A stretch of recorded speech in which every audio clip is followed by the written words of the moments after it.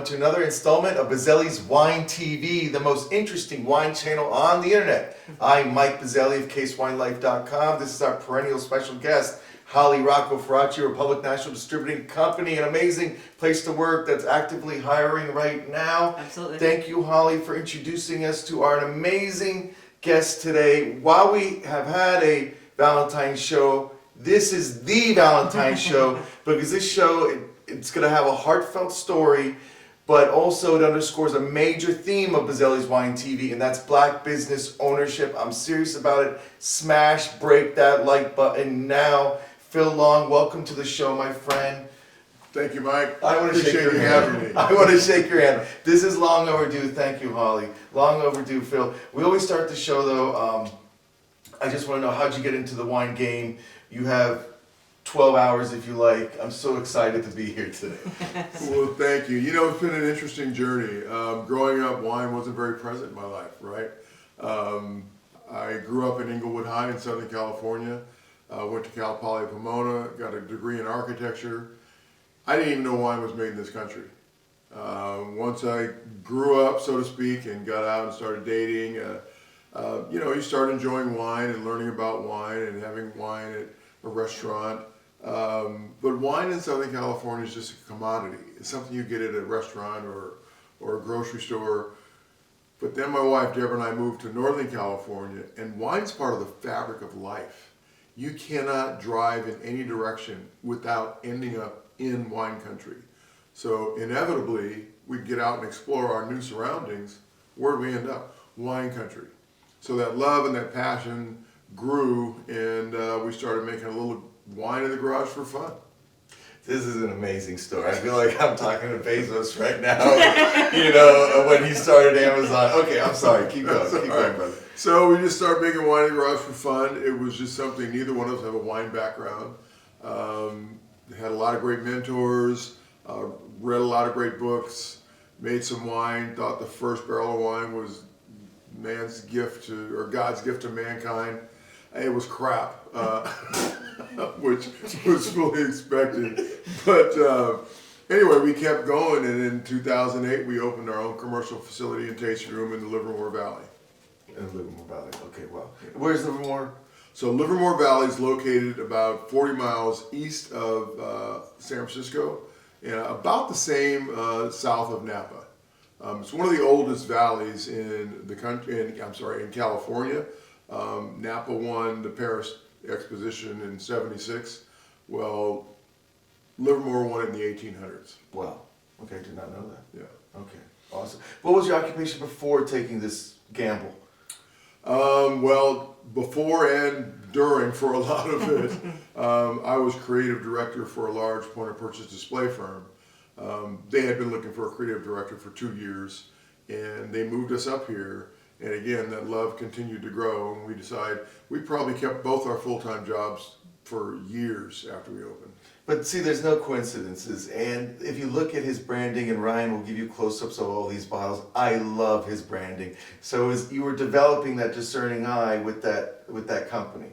Oh, absolutely. Merchandising. For sure. I had like 36 designers under me. Wow. You could just tell, Brian, we need close-ups. But yeah.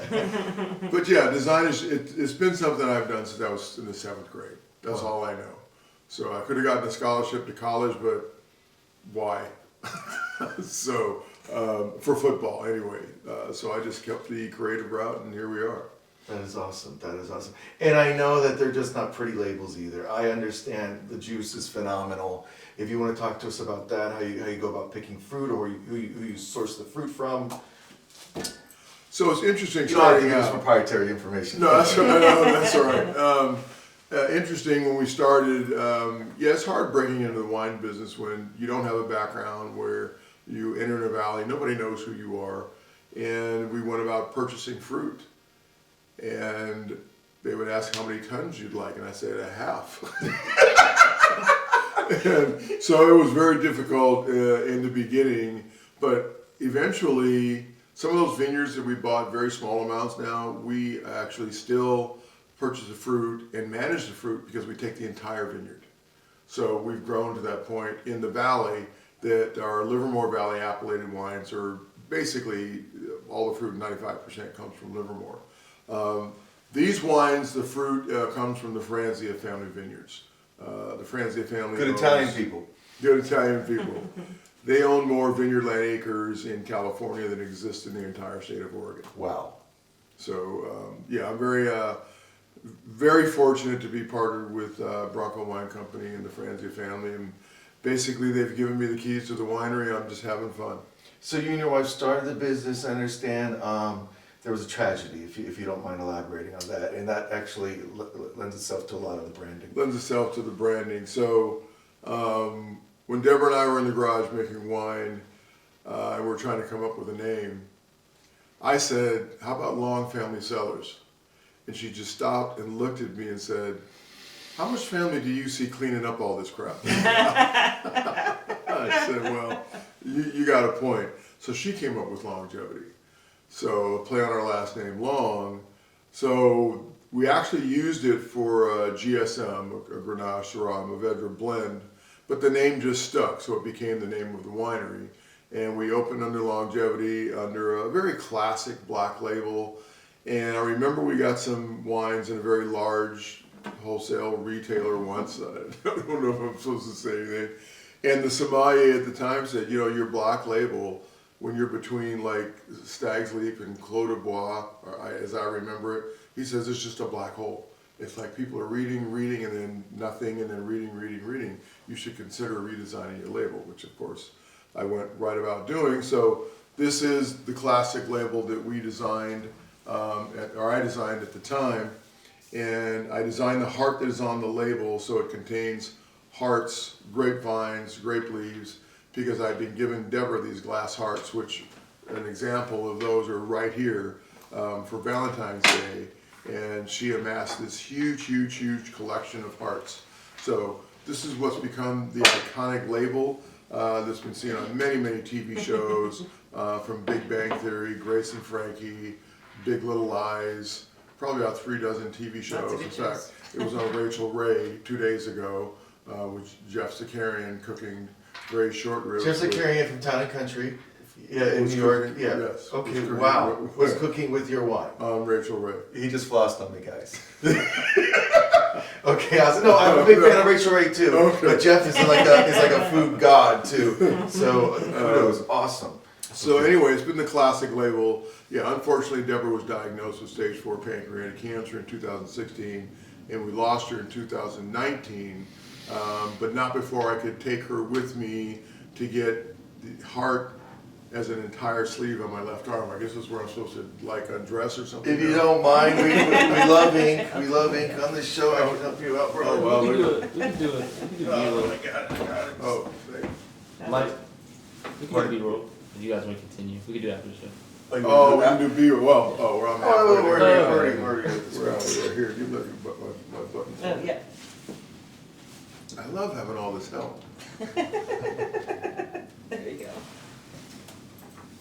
Let's see the ink. Wow. So check the label, guys, and now check his arm. So yeah, the point of the heart is here, comes up, wraps around underneath, and wraps around on the other side. So this is not some soulless brand. Correct. This is not some Far from soulless. Far from it, light years away from it. Of course, my condolences for your loss. Right. But you've turned that into something so amazing, and it's not easy on a personal level. Yeah, I mean the good news is that we rebranded back in 2009, and we didn't leave her until 2019. So she was able to live the brand with me, and build the brand and build the organization.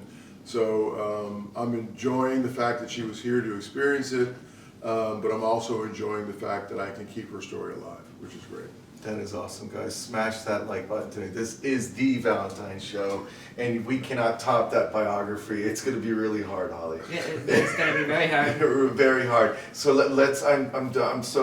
I need to taste some juice. I've heard Yeah, so taste some much. juice. Yeah. Wherever you like to start. So if we want to go ahead and you can talk about your, You want to open The it? cork. You want to open it? You can sure, open it. okay, if you want to talk about the cork line. So there's something special about these cork guys. I was just introduced to them like 10 minutes ago. Holly, please educate us. Well, I can give you the story. Okay. Basically, the cork is called a helix cork. It is a joint venture between Amram Cork Company and Owens, Illinois. It is a twist-off cork. You do not need a corkscrew. Once you remove the plastic wrapper, you can twist the cork off, and you can actually put it back. And what makes that possible is the makeup of the cork itself and the fact that there are threads inside the neck of the bottle that allow you to twist the cork out. You can put it back if you do not drink all the wine. The corks themselves are 100% recyclable, 100% renewable, and 100% TCA free. Wow, so totally earth friendly. Absolutely. Awesome, love it. The Helix cork, guys, not your average cork. Go look for one of these guys, and you'll find them on, I guess, every Longevity. Every Longevity nationally distributed SKU, yes. Awesome. Oh wow, what a nose. Okay. Holly, please. So, yeah, I love this Chard. This was, to me, every varietal has its own set of characteristics that need to be in balance to truly represent what that varietal is. For this wine, the Chardonnay, it's always a challenge to get in balance your oak, your fruit, your butter, and your acidity. And once you achieve balance in those, you have a really, really great wine. You don't want a sawmill on the nose. You don't want a butter bomber. I don't. Maybe there's some out there that do, but I don't. I like a really, really balanced Chardonnay, and I think we've achieved that. California Appellated Chardonnay, 88 points, both vintages from Wine Enthusiast magazine. It's really, really lovely. Beautiful on the nose, Holly. Can you give us some notes on the nose? Sure. Beautiful pineapple tropical fruits, and you definitely, tasting this or smelling this, I just, the aromatics, I just want to kind of get right in there and taste the wine, right? It's very welcoming, and then you, just like you said, I mean, the balance, you get some of the toast and the kind of brioche and tropical fruits in there too. I love when I smell cheese, and that was the cheese. Wait, brioche, is that cheese? Like buttered toast. Butter toast, I'm sorry. Close enough.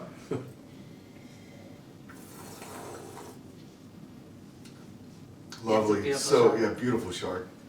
No other word for it, just beautiful. Wow, and for the price, oh my God, you did not verify these prices with accounting, Phil. I know, it's okay, brother, it's okay. I'm not good with numbers either. But this should go toe-to-toe with some, I mean, screw it. This can go toe-to-toe with Rombauer. I don't care. It's my show. Well, truth be told, when it came out, the first rating of 88 points, in the magazine, in Wine Enthusiast magazine, it's literally on the same page of wines that cost $35 and $42. And you could get it on Case Wine Life for $15.99. That's the selling point, guys. We're not talking about a $30, $40 Chard here. $16. No, this is for your new Chard. stock your refrigerator weeknight Chardonnay. And I love it. What's the alcohol content? It's so well integrated. What is I don't the have my alcohol glasses, but it's right. Yeah, no problem. What do we got here? 13.5. Very But food it's, friendly. yeah, but it's not overpowering at all. So drinkable. Love it. One for one, Phil. Awesome. And I'm not dumping. So that tells you a lot, guys. That's because we might make you drink it after. I was gonna say, are you revealing something on other shows or when you do dump? No. So we never bash the wine. We may talk a little trash, but we never bash. Oh the no, wine. I was referring to another show. You Oh, did. another show, yeah. Yeah. So we do little challenges. There's a social media platform called TikTok. So if you haven't heard of it, so yeah. Wonderful. We could, if you like, we could move right over to, what is that? The Cuvee. Yes, Debra's Cuvee is a rosé, a Pinot Noir. Thank you. Really a lot of fun making this. The story behind the name. When we made the GSM Longevity, the name, we were talking about that earlier, we had a wine with no name because the winery took the name. So we named that GSM Debra, which is short for Debra's Cuvee. And then we started making a Grenache rosé, and then I started playing around with adding a little Syrah, adding a little Mourvedre, and lo and behold, we had a GSM rosé, and we named that Rosé of Debra, which really fit. And for the national side, still as an ode to Debra, this is called Debra's Cuvée. And I'm glad her name is out there. I'm very proud of it. And the way you're speaking, Phil, I get this sense that you are a firm believer that the wine is made in the vineyard. You roll up your sleeves. Absolutely. You're walking those vineyards. Yeah, I don't pick it anymore. There was a day. No, we have to delegate. You know, you have to delegate. You have to grow the brand. Yeah, we don't need you picking. But okay. But I really, it's a lot of fun in the lab now, especially with this size spice rack that Rocco has. It's really a lot of fun. So this has a little Muscat Canelli, a little Pinot Grigio in it. The Muscat really lifts the floral aromas on the nose, so you don't get so much of that earthiness from the Pinot. The Pinot Grigio just kind of rounds it out, softens it out. It's really, really a bright, fresh rosé. Watermelon, this is strawberry? for sure. Oh Absolutely. my God. All yours, red fruits, Oh my God. juicy red fruits. Juicy red fruits. One big juicy starburst to the face.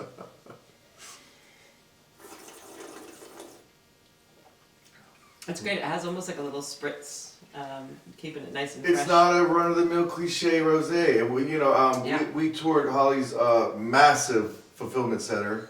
29,000 bottles a night they're sorting there. And one of her colleagues said he remembers when there were only 5 rosés on the market. Now how many rosés are on the market? I can't count. Can't count. Can't count. But this is not one of those cliche boring rosés. No. I mean, this should not get lost in the clutter. No, there's This- a sea of that sort of ballet pink rosé on the market. Right, it's a very popular, trendy style, and that's great. There's some beautiful ones, but I think this is fun. I mean, it has a beautiful color to it, and I think that's something. Don't be afraid of a rosé with a little color. They have really nice bright pops of fruit. They're really lovely, and they're going to go with a lot of foods too, and really emphasize some of the flavors of your foods as well. Yeah, this isn't your Provence rosé, and I will say it's probably one of the first 21 rosés on the market. Okay, so I don't have a favorite rosé for 2022 yet. I know we're only in February. This is a Valentine's show. I feel no pressure by this muscular Do we have one coming? man next to me. However, I think this is my favorite rosé of 2022. Yeah. I'm gonna go out there on a ledge. Well, thank you for On that. a long ledge. Well, thank you for that. Awesome. Wow. Amazing. I mean, Holly, come on. I mean, really, we taste a lot of rosés, Holly. We do, and this is, I mean, it's really pretty and just a little bit different. I mean, there's a lot of fruit bursting through this on the palate, not just your red fruits. I mean, I get maybe a little apple. I mean, it's just, it's really fun. Yeah, and it's like you taste it and you start, my mind, I love, we were talking about Jeffrey Zakarian, we were talking about kind of cooking shows and all that, and my mind immediately starts to think about all the foods that I could make with this and go Easily with it. pairs with anything. Yeah, you Yeah. need a case of this on your kitchen counter for sure. This will be on casewinelife.com. Free shipping on most cases. And this is a steal, Phil. I can tell that somebody forgot to call accounting at $16. Maybe 15, depending on what mood I'm in. If you smash that like button, maybe you'll get it at 15, guys. But it's a steal, literally a steal. This should be a $20, $25 rosé all day. I mean, I think so. You could have got it from me. But again, if you're rosé every day, all day, this is perfect. You can afford it, and it's really quite nice. I think it's more than what we're charging for. Yeah, a lot of value here. And how much alcohol? 12%. The alcohol kind of very well integrated. Yeah. Is that the word? That's well integrated. Yeah, well integrated. Yeah. Not We're overpowering at all. Mm-mm. I had a bad hangover the other day, and these wines are such a breath of fresh air. Yeah, I mean, look, these wines are sessionable, right? I mean, you're not gonna drink a few glasses and feel tipsy. Well, I'm not going to, but. Good point, Holly. We had an off-camera discussion about scalability. when you have some big boy brands and how they lose their soul when they scale. What's your case count on these a year, like production? Interesting question. It's kind of the fact that I have access to the winery as much as you like. Really? Okay. Yeah, you know, we don't Okay.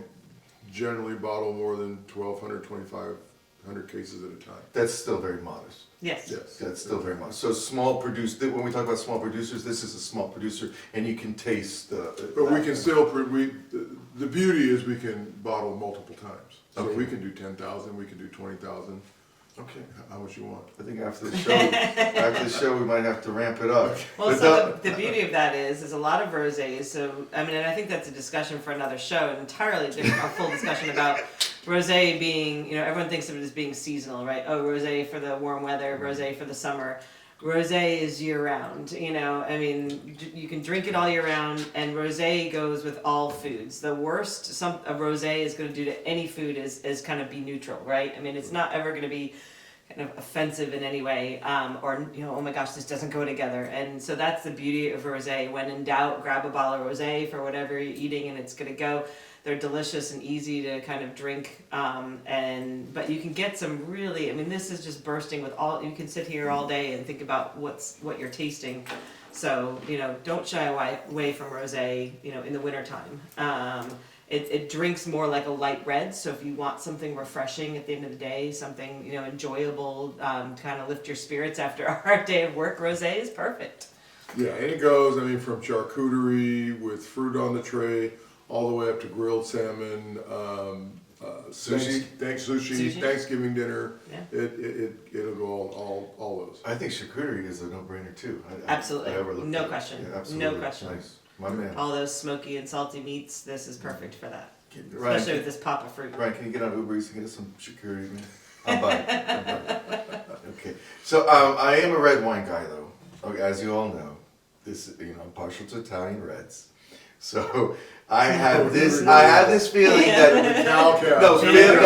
Phil and I we had this thing going on, like we're on this wavelength, you know, and I feel like he approaches his cabs with a little bit more Europeanness than those other Cali cab guys. Yeah, again, I think the theme in my winemaking style is always going to be balance. So, that's what I'm really shooting for is balance, and whatever I put in the bottle, it just can't be out of whack, so to speak. This is 87 points, guys, wine enthusiasts. 87 Wow. points, wine enthusiast. This is a great, and I hate to use the term entry level, but I mean entry level from a palate journeys path, right? It's not overly tannic. It's very, very fruit forward. It's very silky, very smooth. There's nothing knocking you overhead, either tannins or oak. Again, it's in balance. It's a great entry level cab. You are. This is another milestone after milestone, and we're only in the second month of 2022. You're our second winemaker on the show. Really? Only two? Bonafide winemaker. Carlo Chincaro, Phil Long. No, Matt Meyer, third. Oh, Matt Meyer, my brother Matt Meyer, third. But you're in very good okay. company. I'm in good company. You're in very good company. Yeah, I'm in absolutely stellar company. great company. All great guys. So, okay.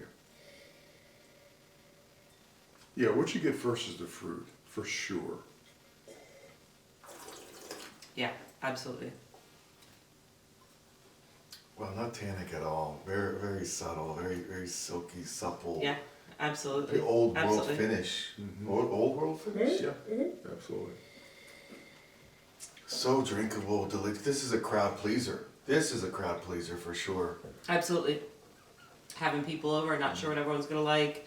Want to try to please everybody in some way. This is a great bottle to reach for. At $15-16 too, guys, I would be paying 30 all day. Yeah, the acidity just literally kind of lifts the fruit up Mm-hmm. and lifts it right onto that palate. Carries it right through the palate. Exactly. Yep. And great finish. You're still tasting the fruit. Yeah. So we haven't got to the Darius killer, as I'm calling it. But I have a feeling when you're doing tastings, Phil, that, you sell out of this. It's so versatile. We're sold out right now. Yes. Are we really? It's coming in. We're Where's about my a week phone? out. I know. But we sold out. We've been doing a lot of work. Good thing I though. have friends in high places because I need some cases. I know. We're getting them. We're coming. You'll have them in about a week. COVID supply chain hell. Welcome to my world and Holly's world Well, and no, we've Phil's just- world. In this case, we've just absolutely. been selling. I mean, look. I mean, like you said. I mean, the great wines and a great look to them, and yeah. Beautiful, beautiful. What would you refer to this wrapping here? So that's actually part of the heart. That's part. Okay. If you look at the heart closely, it's a portion of the heart, the art. That intricate vine work Yeah. with the hearts and the grapes and the vines. I'm suddenly a romantic. Wow. And I just to throw it out, I actually do design all the packaging myself. Illustrator. You know, I'm a Photoshop guy. I'm a Photoshop guy and a Strata guy. And I'm sure you know, I know Strata, so I work in Strata a lot. What is Strata? Is that It's just a 3D modeling program. Okay. So you're like creating. CAD kind of? No, it's like you're creating 3D images that look like photographs of stuff that doesn't exist. Is that legit, right? Similar to Cinema 4D type thing. Yeah. Yes. So Ryan's saying Strata's legit. So Thanks for that confirmation. respect. So I love that you're involved into the design because I know a lot of Holly. I don't know if you could attest to this. Like a lot of big wine houses, they're outsourcing that. Yes. They are. Okay, that's like these big boys. They're outsourcing that portion of the product. I don't know, Phil. Is that what you've No, seen? it's totally true. I just, you know, the brand is obviously very special to me. So I prefer to hold on to the brand identity, to what we're putting out there. I know, like the pharmaceutical company. Well, they develop a new pill. They go out to these PR firms. PR firms and they focus group these names and they come up with, Cymbalta. Ever notice the commercials? They're kind of like, you're watching these commercials and you're like, oh, it looks so lovely. They're swinging on swings and you're like, what is the ad for? Yeah, something Like- called Cymbalta. I think that's an antidepressant too. Is gonna make you happy. Until they do the disclaimers and you're like, good lord. Yeah, so the cool thing is this label will never change. The Livermore Appellated Wines is the exact same label except they're black with a gold foil heart. So this is our identity. This is your identity. Right. I like that. Just the commitment. Forget the case counts. Forget the revenue. Forget the accounting department, which you do. It's about the story and it's about the juice and it's about heart. It's really about heart. Yeah, awesome. Absolutely. Awesome. So can we mosey right along to the Darish killer that's just been like haunting me for the last 20 minutes, Ryan? Yeah. No. So we introduced the Phil Long Reserve label probably toward the end of last year. It's really a single vineyard. This is Alexander Valley Cabernet Sauvignon. So Alexander Valley, you have really cool nights, right? Yes. Yeah, Alexander Valley, Sonoma, so you're going to get cooler nights.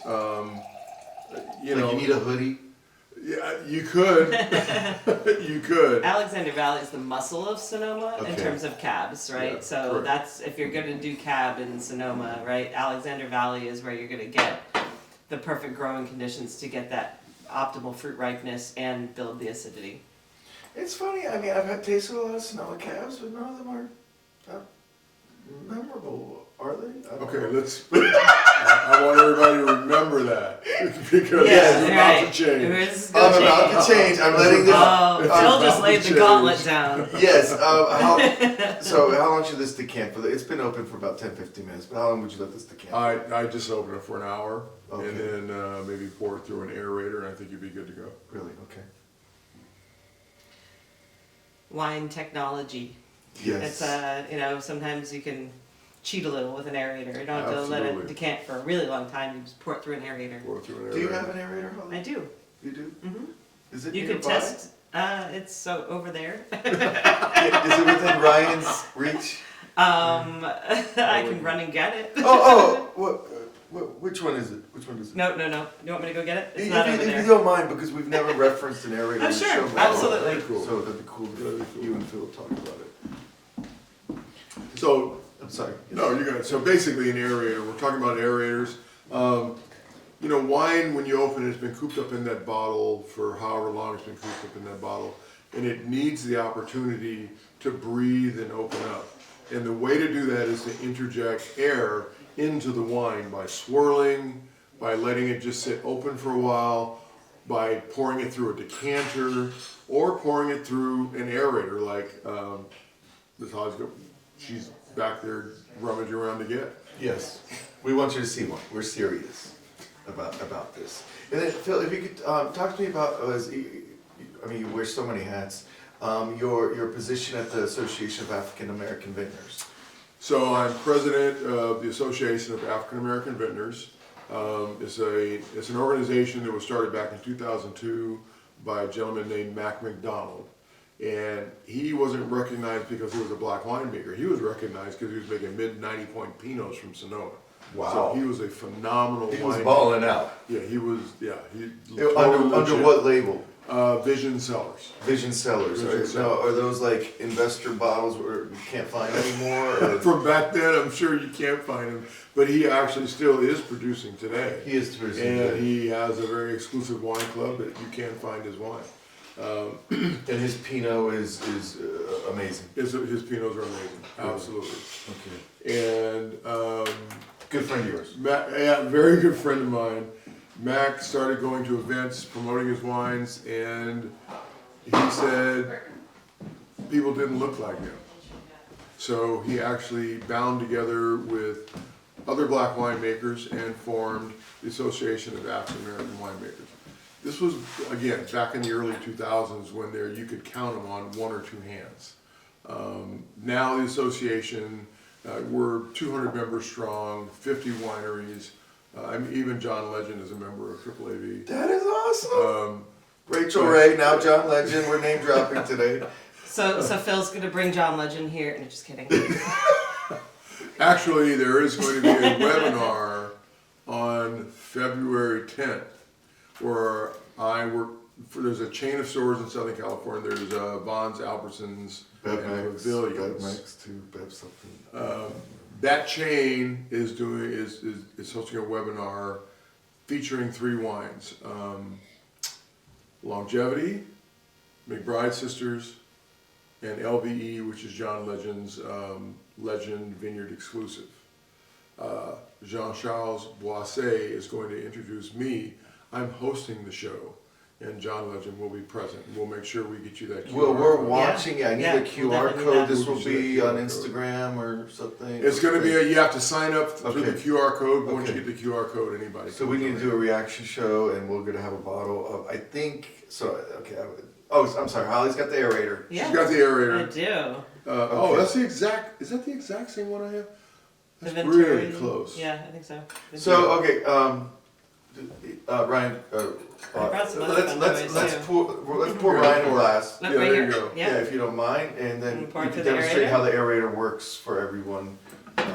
Phil. So the aerator's designed so when you pour it through the glass, it actually sort of bubbles through, if that's a phrase, and you hold the aerator over the glass. And I'm doing this without a net. It's okay. See the bubbles? See it bubbling through? Wow.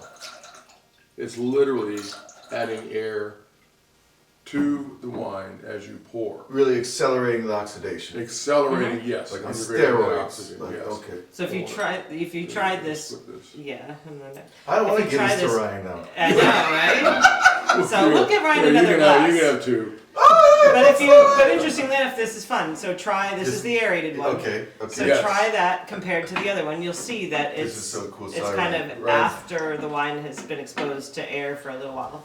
Okay. You'll see So, the so difference. which one should I try first? I'm sorry. Well, you've tried the one. I haven't tried this one Oh, yet. try the non-aerated and then Yeah. try the aerated. Yes, sir. And just to finish the AAAV story, I met Mac in 2013, and then little did I know he was grooming me to be his replacement, and here we are. Okay. I've had Sneaky. the non-aerated. Yeah, I'm just gonna exactly. I didn't step back. cleanse my palate. Okay, this has been aerated. Don't need it swirled, but it's so beautiful. I want to do that. Tell us about the nose. What does Mike think of the nose? You know I'm a big aromatic kind of guy, right? Fruit, poisonberry? Oh man. Poisonberry? It's definitely black fruit, dark fruit. Definitely black fruit, yeah. And that nose, it's almost like you don't know what that sweetness is. That sweetness is the oak, which is really, really phenomenal. Some dark chocolate? Yes, absolutely. Yep.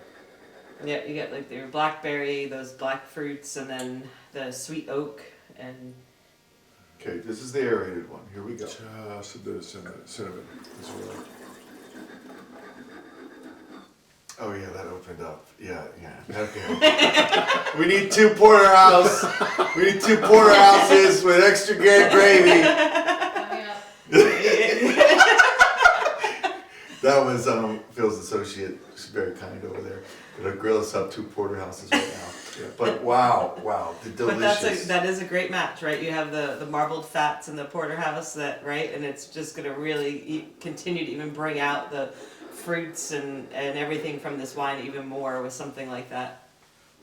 This is the ultimate Valentine's show. This is the ultimate show. I'm quitting. I'm out of YouTube. I'm done. After Phil, I've had so We much. turned Mike into a mushy romantic. I am Oh a my mushy goodness. romantic. Let's watch. What do you want to watch? Officer and a Gentleman, Holly? What do you want to watch today? Oh, romantic comedies with Mike. Rom-com. Yeah. I don't know. Notting Hill. I don't know. Sideways.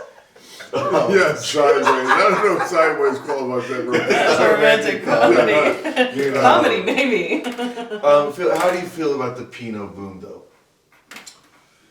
You know, it's really interesting. I never was a Pinot guy. It's just very, very earthy to me, and that was just and again, everybody's palate's on a journey, and nobody's palate's at the same place at the same time. But my palate said it was just too earthy for me. I am coming around, I will say. I am coming around and starting to enjoy Pinot, and I'm gonna Pinot Rosé. So I'm with you, and sometimes I feel like it's heresy in the wine world to say that you're not a Pinot person, because a lot of people are. Well, today, but 10 years ago, Holly wasn't that. And yeah, I mean, but for me, it's I'm weird. I don't like cherries. And so What? a lot of Pinot Noir, I know. So a lot of Pinot Noir has that bright cherry, and so for me, it's just a little harder, but yeah, but I'm with you. I mean, I want something a little rounder, a little fuller, but with Pinot, when Pinot is made right, when it is, beautifully elegant, I can absolutely truly appreciate an excellent, well-made yes. Pinot Noir, right? And then you kind of fall in love with it. So, and I think, given the movie we were just speaking of, No Name Mentioned, we lost sight of some of that, right? There's a lot of Pinot in the market that isn't beautifully well made, and so those are harder to find. Discussion, guys. Maybe if you subscribe, we'll share those off-camera discussions with you. So please subscribe to today, now. But it's not often that we have a distinguished winemaker on the show, especially representing a black-owned business, something that is dear to us, dear to our hearts, and the whole biography, tragedy with his wife, and still in the game, and doing very well, was rubbing shoulder. His wines were on Rachel Ray the other day, and they're going to be John Legend is going to be involved somehow. So it's just an awesome journey, man. Yeah, Wow. it's definitely a journey. I'm enjoying it. I never thought I'd get here. I mean, come on, Debra and I just made 500 cases the first year, and just hope to survive. Wow. So, Now, so it's like I said, not often we have a distinguished winemaker on the show. What's your favorite Italian varietal? ooh, probably Sangiovese. You're a Sangiovese guy? Yeah, Just a I'm meat and Sangiovese. potatoes kind of guy? Yeah, No Brunello? Like, you know what? If you make Sangiovese right, it can be phenomenal. Yeah. okay. If you make it right. Wow. we have made Sangiovese. It's a little hard to find where we are, but I'm gonna revisit that. It's hard to do in California with Yeah. the grapes being so sensitive to sun and. That would be, I think that'd be a game changer. Yeah. That would be. Well, I know for this line later on this year we are going to be introducing Albarino. Oh. Ooh. Okay, now you're talking about So toward the end of the year there'll be a Longevity Albarino, and we're also Excited about working that. on 2 sparklings. 2 sparklings. Wow. 2 sparklings. In the champagne Oh kind yeah, of yeah, total mental champagne. style. Okay, Yes. okay, awesome, Absolutely. awesome. Because you have a bubblehead sitting right next to you, so she's gonna be I'm your best excited. customer. Excited. She's gonna be your best Are customer. we going to get them here in Virginia? I'm sure you will. Okay. I'm sure you will. Yeah, absolutely. Is that what precipitated that? The market void? You had a bad night on some shitty champagne? What precipitated? I want to know like the genesis. So So when Phil wakes up, he's like, I'm gonna make this tomorrow, and I'm gonna take them all down. well, for Albarino, I love Albarino. It's a phenomenal varietal, and we're getting the first fruit from a particular vineyard this year, and so it'll be out before the end of the year. So I'm really looking forward to that. You know, bubbles, love bubbles, but honestly, look at the label and think wedding. How you don't get any better than a heart on the label, the name Longevity, Yeah. and celebratory champagne Yeah. or sparkling wine. Yeah. Pardon me. Mine, this highly spoils me. One of my first tastings was a Francis Ford Coppola tasting, organized by RNDC. He used the word label more than wine, Phil. Okay. But that does not surprise you. No, it doesn't. Surprise It doesn't surprise you. No. No, at all. No, And not at that's all. what I like about you. You get labels. Yeah. It's just our Italian brothers cannot design a label to save their lives. And this is another theme of this show. That Yes. Italian wines, they just struggle in America. First, they're unpronounceable, Montepulciano, Sangiovese, Perdomo, blah, blah, blah. And we've had Jason Gisaro from Barbersville try to Yes. help with that and broaden Yes. people's palates. But I think we need to go to Italy and just drop some cards off. Like, we can help with your labels. But they won't do that because I don't know, Phil, I don't know. Have you thought about that? Like, they cannot design a label to save their lives. And they can make good wine. We're the land of wine. Italy's the land of wine. It is the land of wine. With both feet, and that's it. And you know, these Italians, they own a bunch, you know, they got acres and acres and absolutely, absolutely. This has been a phenomenal show, the ultimate Valentine's wine tasting. I hope we've done something for Black business ownership in America. This is really important to me personally. Smash that like button, and all these wines will be available on casewinelife.com. You will see it all over social media, and this will not be the last time that Phil Long will be on this show. If we have to go out to Cal, where do you reside? Actually, I reside now on both coasts. Okay, awesome. So he's bi-coastal. I like that. It's really cool. But yes, you right? You're Phil, originally up? from Oh, DC, there no? you go. Are you I was born in DC, actually. Okay, to all my DC friends, I mean, we have to support this brand. Where in DC were you born? I was little. I don't remember. Northwest, southeast, north, Yeah, northeast. I'm not exactly sure. Remember the hospital? No. Okay, all right. I want to say Howard or George. Georgetown. Washington. Is there Howard or There's George? a Howard. There's George Howard. Washington, Georgetown. GW, Georgetown, Howard. Howard. I remember. That's what I remember. Awesome. Okay, so we're going to revisit that on another show. But thank you so much. No, thank you, man. Thank you for having me. Really Yes, appreciate it. generous with your Cheers. time. So, Cheers. Cheers. Cheers. Cheers. Salute.